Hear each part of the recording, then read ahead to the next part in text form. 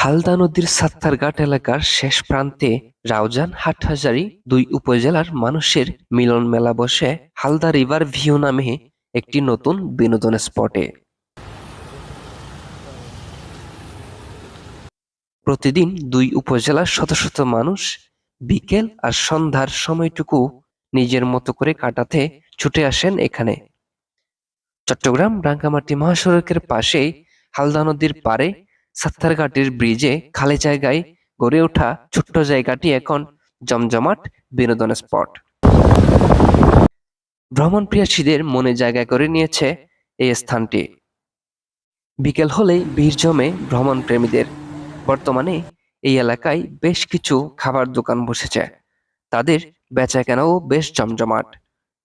এখানে কেউ বন্ধুদের নিয়ে, কেউ পরিবার পরিজন নিয়ে, আবার কেউ আসে প্রিয় মানুষকে নিয়ে। বিকেল থেকে সন্ধ্যা পর্যন্ত কেউ কেউ ঘুরে বেড়ায়, আর অনেকে চায়ে চুমুক দিতে দিতে বসে আড্ডা দেয়। তবে তরুণ তরুণীদের ব্যস্ত সময় কাটে নিজের হাতে থাকা মোবাইলে।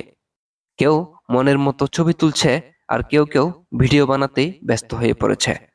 সেগুলো সামাজিক যোগাযোগ মাধ্যমে ছড়িয়ে দিচ্ছে। হালদা রিভার ভিউ এলাকাটি বর্তমানে অনেক জনপ্রিয় জায়গা হয়ে উঠেছে।